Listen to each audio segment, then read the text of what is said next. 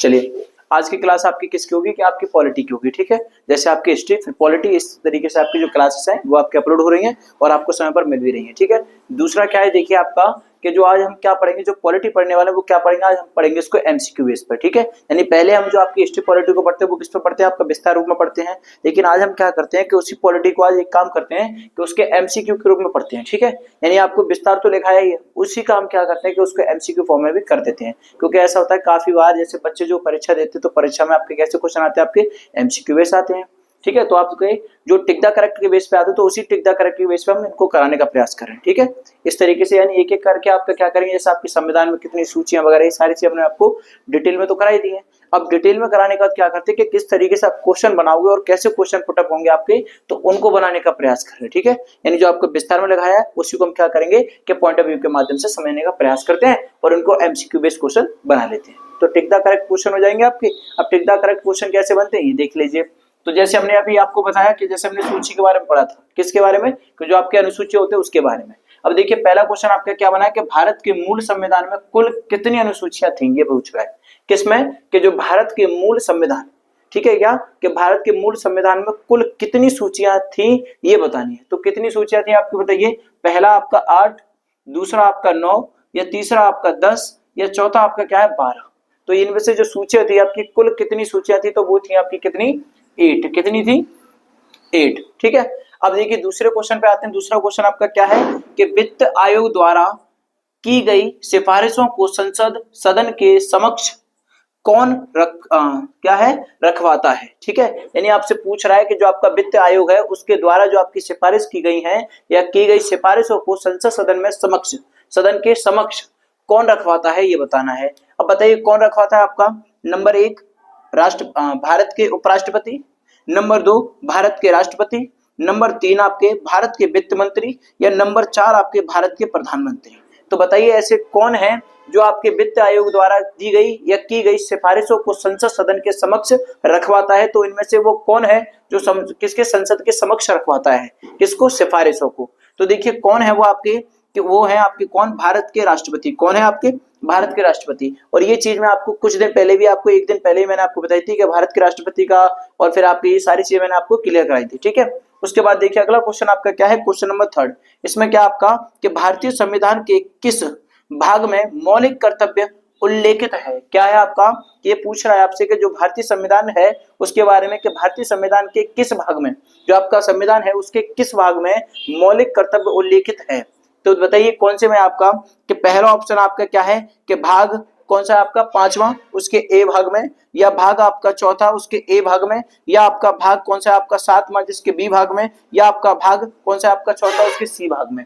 तो कौन सा है आपका, देखिए जो ऑप्शन है वो आपका करेक्ट ऑप्शन है आपका कौन सा, बी ऑप्शन आपका करेक्ट है। यानी कि भाग किसमें आपका 4 में, ठीक है 4 में। और कौन सा पार्ट है आपका, ए पार्ट है, ठीक है।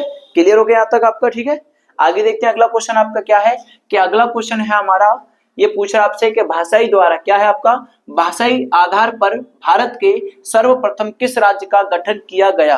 किसके आधार पर आपका, भाषाई, किसके, भाषाई, ठीक है। तो यह किया आपका कि भाषाई आधार पर भारत में सर्वप्रथम किस राज्य का क्या किया आपका गठन किया गया ये बताना है। तो बताइए किसका किया गया, कि पहला नंबर 1 आपका आंध्र प्रदेश, नंबर 2 आपका उत्तर प्रदेश, और नंबर 3 आपका पंजाब, और नंबर 4 है आपका राजस्थान। बताइए वह कौन सा आपका क्या है कि राज्य है जिसका भाषाई आधार पर क्या किया, उसका गठन किया गया है, ठीक है। तो देखिए कौन सा है आपका जो है जिसका भाषाई आधार पर गठन किया, तो उसका वो कौन है आपका, आंध्र प्रदेश है। क्या है आपका, आंध्र प्रदेश है, ठीक है। अगला देखिए क्वेश्चन क्या आपका, अगला क्वेश्चन आपका भारतीय संविधान का कौन सा भाग संविधान की आत्मा कहलाता है। यानी पूछ रहे हैं आपसे जो भारत का संविधान है हमारा उसका कौन सा भाग है जिसको हम क्या बोलते हैं कि संविधान की आत्मा कहलाता है या आत्मा कहते हैं, ठीक है। जब बताइए, तो देखो पहला ऑप्शन आपको दिया है क्या, नीति निर्देशक तत्व, और दूसरा दिया आपको क्या, उद्देश्य का, और तीसरा दिया आपको क्या, अनुसूचियां, और चौथा दिया आपको क्या, अनुच्छेद, ठीक है। तो इनमें से कौन सा ऑप्शन है जो आपका भारत की आत्मा कहलाता है। तो देखिए वो क्या है आपका, उद्देश्य का है। क्या है आपकी, उद्देश्य का। और इसको हम क्या बोलते हैं कि इसको बोलते हैं संविधान की आत्मा, ठीक है। अगला देखिए क्या है आपका, अगला क्वेश्चन नंबर 6 है आपका कि राज्यसभा का सदस्य, क्या है, राज्यसभा का सदस्य बनने के लिए, यानी कि राज्यसभा का सदस्य बनने के लिए न्यूनतम आयु, क्या, न्यूनतम आयु कितनी है। ठीक है, यानी राज्यसभा का सदस्य बनने के लिए न्यूनतम आयु कितनी है, कि जब किसी को राज्यसभा का सदस्य बनना है तो न्यूनतम उसकी आयु कितनी होनी चाहिए उसको पता करना है। ठीक है, तो देखिए पहला ऑप्शन आपका 35 वर्ष, दूसरा ऑप्शन आपका कितना है आपका 30 वर्ष, और तीसरा ऑप्शन आपका है 45 वर्ष, और चौथा ऑप्शन आपका 25 वर्ष। तो यानी जो आपका ऑप्शन है वो करेक्ट ऑप्शन आपका क्या है, कितनी आयु होनी चाहिए उसकी, तो वो आयु है आपकी कितनी, 30 वर्ष है, कितनी आपकी 30 वर्ष। ठीक है, ये हो गया आपका आंसर। चलिए अगला क्वेश्चन देखिए, आपके क्वेश्चन कितने हो गए, आपके 6 हो गए। अब 6 के बाद क्वेश्चन आपका कौन सा आएगा 7। ठीक है, अब देखो 7 क्वेश्चन में आपका क्या दिया यहाँ पे कि लोकसभा क्या है, आपकी लोकसभा की वर्तमान सदस्य संख्या कितनी है।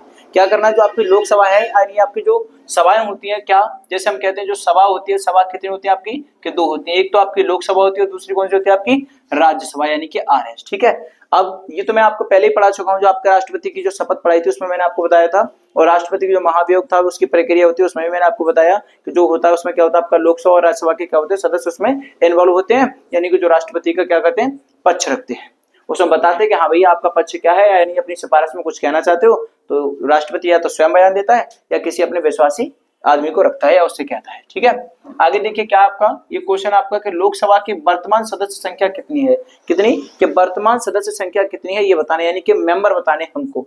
तो देखिए कितने आपका पहला ऑप्शन आपका दिया 550, दूसरा ऑप्शन आपका क्या 552, और तीसरा ऑप्शन आपका 530, और चौथा ऑप्शन आपका क्या है 545। तो बताइए कि आपकी जो लोकसभा है उसकी वर्तमान सदस्य संख्या कितनी है, इनमें से वह एक आंसर आपका करेक्ट है वो कौन सा ये बताइए, या 550 है आपकी, या 552 है, या 530 है, या 545 है।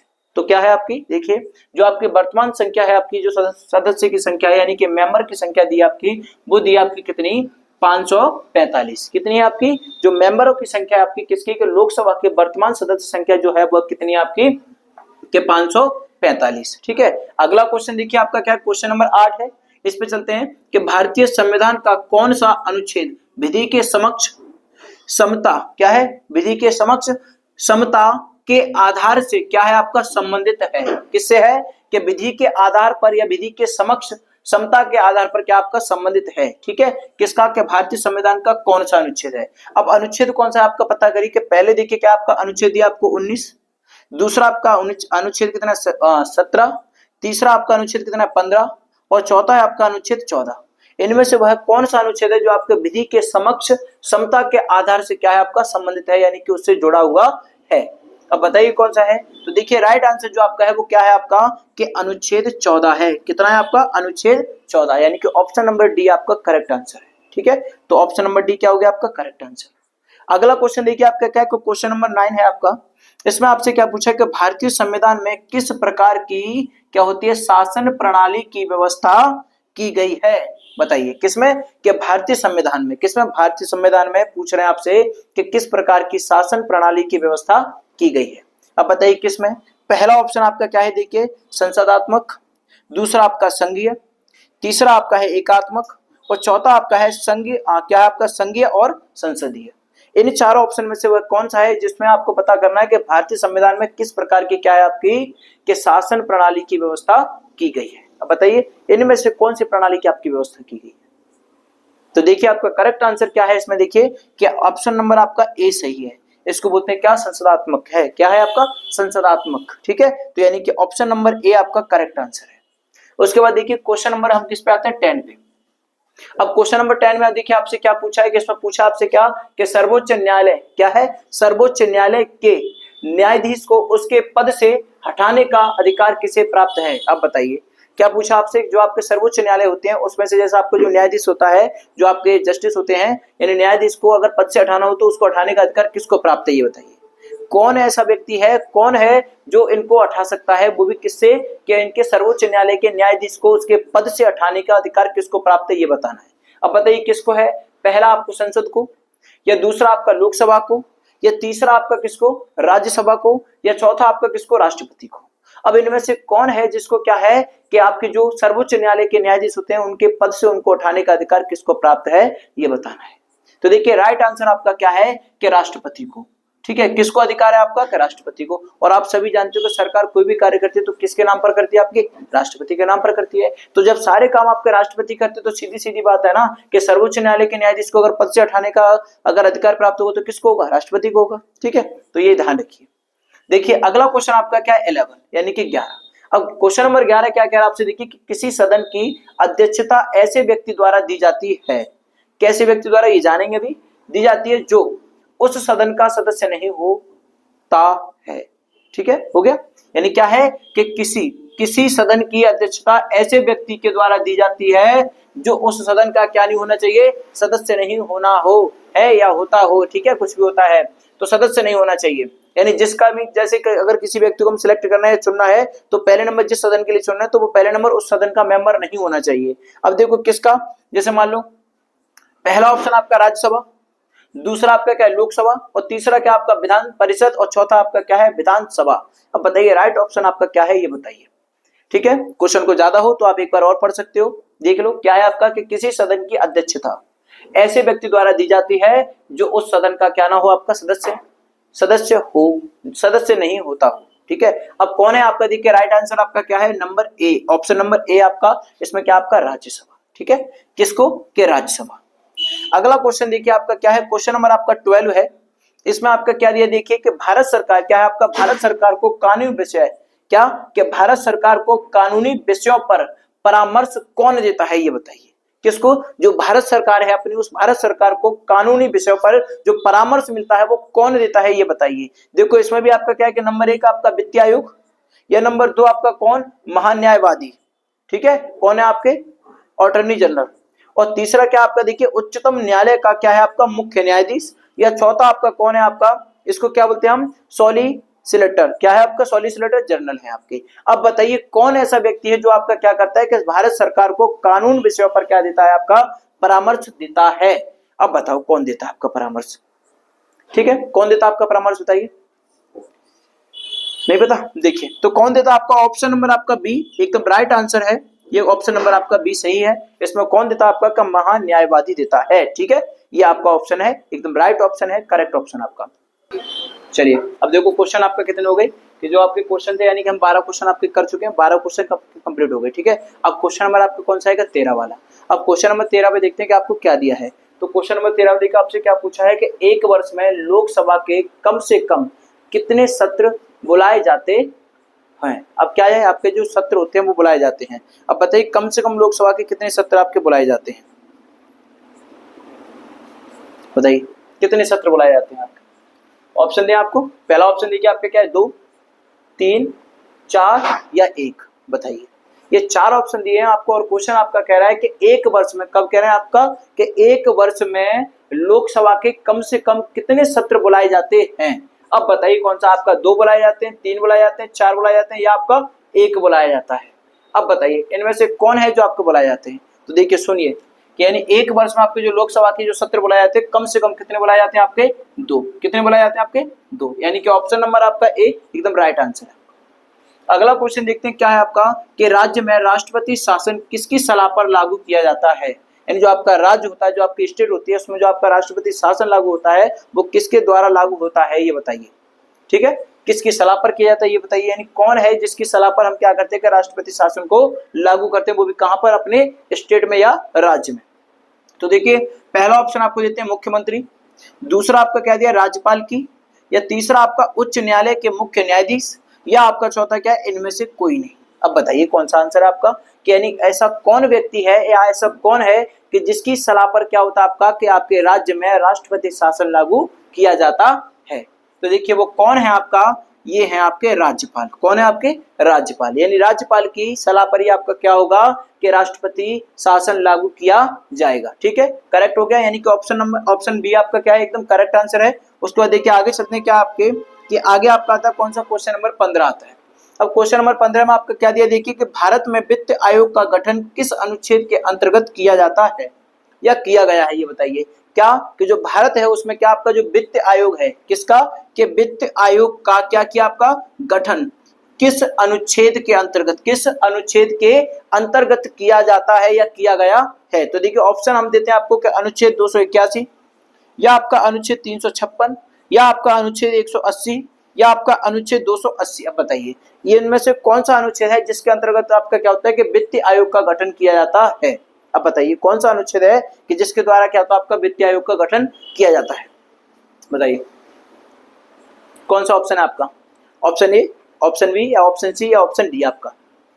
ठीक है तो देखिए कौन सा है आपका जो करेक्ट आंसर वो आपका कौन सा है, ऑप्शन नंबर आपका डी एकदम करेक्ट आंसर है आपका। तो यानी कितना होता है कि जो आपका वित्त आयोग का गठन किया जाता है वो किस अनुच्छेद के अंतर्गत होता है आपका, कि वो होता है आपका अनुच्छेद कितना 280। ठीक है यानी अनुच्छेद कितना 280 के तहत आपका क्या होता है कि वित्त आयोग का गठन किया जाता है। देखिए अगला क्वेश्चन आपका, क्वेश्चन नंबर आता है आपका 16। अब क्वेश्चन नंबर 16 में आपको क्या दिया आपका, कि क्वेश्चन नंबर 16 में आपसे बोला कि नीति आयोग का अध्यक्ष कौन होता है, किसका, नीति आयोग का। ठीक है अब बताइए नीति आयोग क्या होता है आपका, और नीति आयोग का जो आपका कौन होता है अध्यक्ष कौन होता है वो बताइए। ठीक है तो देखिए मैं ऑप्शन आपको दे रहा हूं, आप बताइए मुझे कि नीति आयोग का जो अध्यक्ष होता है वो कौन होता है आपका। पहला प्रधानमंत्री, दूसरा आपका राष्ट्रपति, और तीसरा आपका वित्त मंत्री, या चौथा आपका लोकसभा का अध्यक्ष होता है। बताइए तो चारों ऑप्शन आपको दिए हैं, बस आपको पता करना है कि नीति आयोग का जो आपका अध्यक्ष होता है वो कौन है। और आप सभी जानते हैं कि नीति आयोग का जो आपका अध्यक्ष होता है वो कौन होता है, और एक एक बच्चा जानता है, हर किसी को पता है कि नीति आयोग का जो आपका अध्यक्ष है वो कौन है, हर कोई जानता है, बस आपको सोचना है कि कौन होता है आपका। ठीक है तो देखिए कौन है आपका जो आपका नीति आयोग है उसका अध्यक्ष कौन है आपका, प्रधानमंत्री। कौन है, प्रधानमंत्री। ये आपका यानी कि ऑप्शन नंबर आपका एकदम करेक्ट आंसर है आपका। ठीक है तो आइंदा भूलना नहीं, आपको याद रखना है कि नीति आयोग का जो आपका अध्यक्ष होता है वो कौन होता है आपका, राष्ट्रपति होता है। कौन होता है आपका, नहीं कौन होता है, प्रधानमंत्री होता है। ठीक है तो भूलना नहीं है, याद रखना। ठीक है तो क्या होता है आपका, प्रधानमंत्री। ठीक है राष्ट्रपति नहीं होगा आपका, वित्त मंत्री नहीं होगा आपका, लोकसभा का अध्यक्ष नहीं होगा। ठीक है तो याद रखना, कोई राष्ट्रपति नहीं कहेगा, कोई उपराष्ट्रपति नहीं कहेगा, क्या बोलेगा कि प्रधानमंत्री क्या होता है आपका, कि नीति आयोग का अध्यक्ष होता है। अब देखिए क्वेश्चन नंबर आगे बढ़ते हैं, क्या है 17 वाला।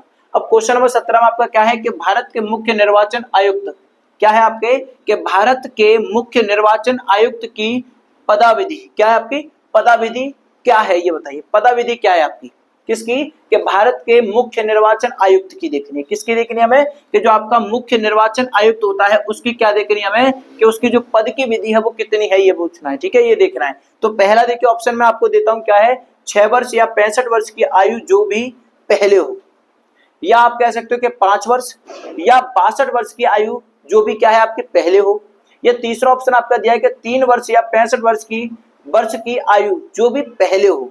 अब इसमें क्या है, नॉन ऑफ दिस। ठीक है यानी ये कहना चाह रहे हैं कि option number A, option number B, option number C और ऑप्शन नंबर डी, इनमें से कौन सा ऑप्शन आपको ये बताना है, या तो इनमें तीनों में से कोई एक है या इनमें से कोई नहीं है आपका। बताइए तो कौन सा ऑप्शन है, वो भी आपको इसी तरह देखना है, किसकी पदविधि बतानी है, वो भी किसकी आपकी, कि मुख्य निर्वाचन आयुक्त की। किसकी, मुख्य निर्वाचन आयुक्त की आपको क्या बतानी है, पदविधि बतानी है। तो देखिए इसका जो राइट आंसर है वो आपका राइट आंसर क्या है, कि ऑप्शन नंबर ए आपका एकदम करेक्ट आंसर है। ठीक है करेक्ट आंसर है आपका, क्या है इसमें, कि 6 वर्ष या 65 वर्ष की आयु, क्या है 6 वर्ष या 65 वर्ष की आयु जो भी क्या है आपकी पहले हो।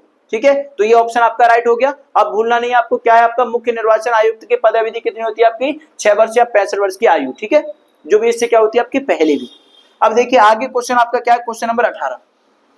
अब क्वेश्चन नंबर 18 में आपसे क्या पूछा, देखिए कि क्वेश्चन नंबर 18 में फिर से आपका अनुच्छेद पूछा है। क्या पूछा, अनुच्छेद।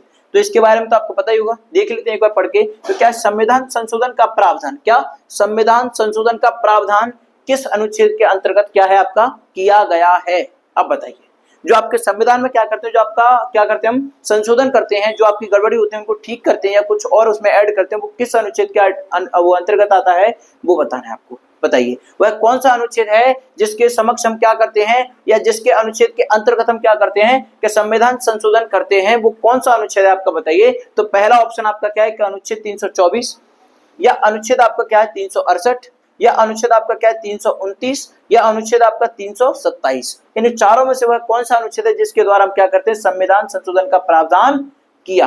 अब बताइए किस में किया आपने, बताइए बताइए कौन सा ऑप्शन आपका, 1 2 3 4, ये 4 ऑप्शन है, चारों में से कौन सा ऑप्शन आपका बताइए, एकदम राइट आंसर बताइए मुझे कि भाई ये वाला राइट आंसर है आपका। बताइए कौन सा राइट आंसर है आपका, बताइए जल्दी से, बोलिए अंशु।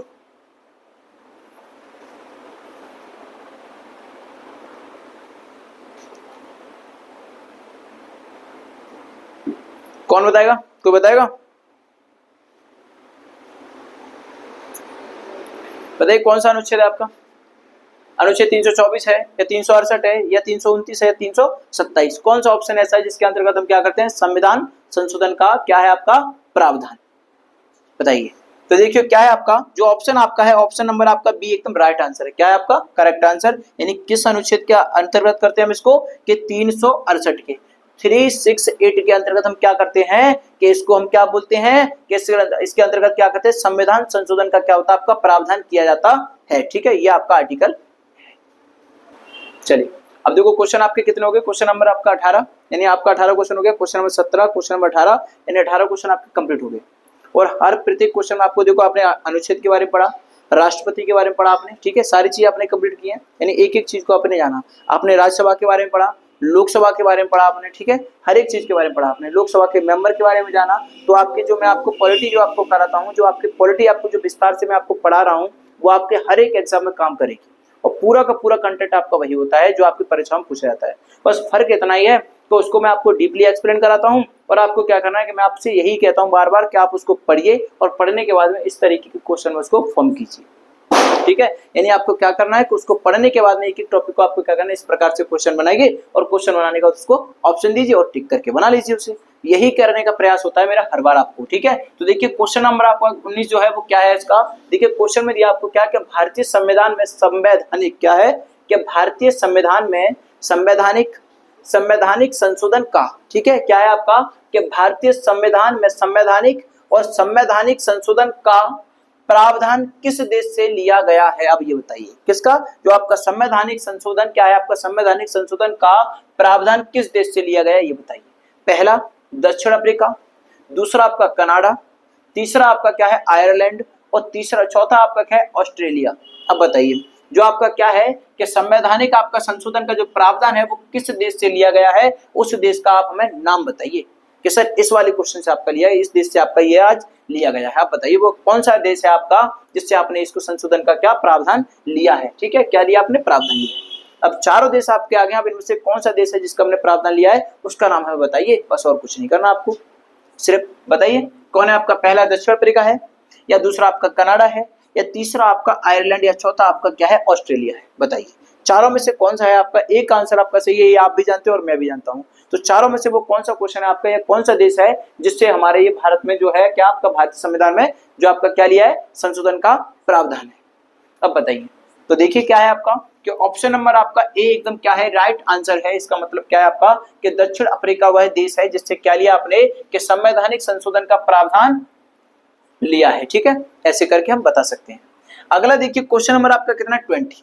अब क्वेश्चन नंबर 20 में आपका कितना दिया है कि भारतीय संघ में नए राज्यों के क्या है कि जो आपका भारतीय संघ है उसमें क्या आपका नए राज्यों के गठन का प्रावधान किस किस अनुसूची में किया गया है, ऐसे करके कर सकते हो, ठीक है, क्या है किस अनुसूची में, यहाँ लिख सकते हो किया गया है, क्या किया गया है, ठीक है, हो गया। देखो क्लियर। अब क्या है आपका कि भारतीय संघ में नए राज्य क्या है, जो आपका भारतीय संघ है उसमें क्या आपका नए राज्य के गठन का प्रावधान किस अनुसूची में क्या है किया गया है।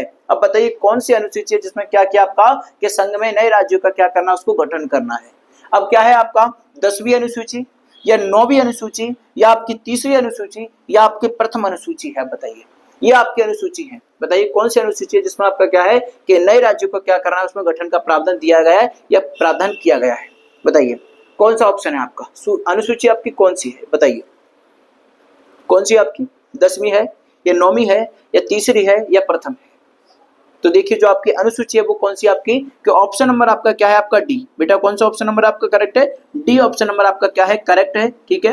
अब डी पे आप टिक करिए, इसका मतलब क्या आपका प्रथम अनुसूची में आपका क्या है कि नए राज्यों के गठन का क्या है आपका प्रावधान है, किसमें आपका प्रथम अनुसूची में, ठीक है। इसी प्रकार से आपके हम क्वेश्चन को कराएंगे और आप ध्यान रखना आपको करना क्या है कि आपके जो क्वेश्चन होते हैं, जैसे मैंने आपसे बार बार कहता हूं कि जो आपके पॉलिटी के क्वेश्चन है, जो आप पॉलिटी पढ़ते हो पॉलिटी को पढ़िए, पढ़ने के बाद आपको क्या करना है कि इसी प्रकार से आपको एक एक क्वेश्चन को क्या करना है कि वन लाइनर क्वेश्चन बनाना है। मैं हर बार आपसे कहता हूं कि आप क्वेश्चन को पढ़िए, उसको डिटेल में पढ़िए, हर चीज को डिटेल में पढ़िए बेटा, डिटेल में पढ़ोगे तभी आपको पता चलेगा कि हमारे पास एक्सप्लेनर इतना अच्छा होगा। तो एक्सप्लेनर से हम क्या करें, जो आपका इंपोर्टेंट टॉपिक होगा, जो आपका पेपर में जो आपका पुट होता है उसको हम क्या करेंगे छाटेंगे, उसको टिक कीजिए, एक हाइलाइटर लीजिए, उस पर क्या करोगे पढ़ोगे, उस पर मार्क कीजिए और मार्क करके क्या करो उसके बाद उसके नोट्स बनाइए, यानी कि वन लाइनर के आप क्वेश्चन बनाइए जिससे आपकी कोई भी परीक्षा वो आपकी क्रैक हो जाए। ये नहीं है कि बहुत सारे बच्चे आपके क्या करते हैं, बुक से लेकर आए, वन लाइनर की बुक से लेकर आए, उसमें पढ़ रहे हैं, पढ़ते जा रहे हैं, ऐसा नहीं होगा। आपको विस्तार में पढ़ना पड़ेगा, क्योंकि जो भी आपका एग्जाम आएगा वो आपके किससे आता है, बुक से आता है। तो सारे के सारे जो हम नोट्स आपके बुक से कराते हैं, यानी नोट्स अपने हैंड रिटन नोट्स बनाकर उससे हम आपको बच्चों को कराते हैं, एक एक सिंपल तरीके से आपको हर चीज कराते हैं। पॉलिटी आपकी सिंपल तरीके से कराते हैं, आपकी हिस्ट्री भी आपकी सिंपल तरीके से कराते हैं। बस आपको करना क्या, उसको पढ़ना है, और पढ़ोगे और पढ़कर आप क्या करोगे, एक एक क्वेश्चन को डीपली तरीके से बना सकते हो। ठीक है, तो यही आशा है आप समझोगे।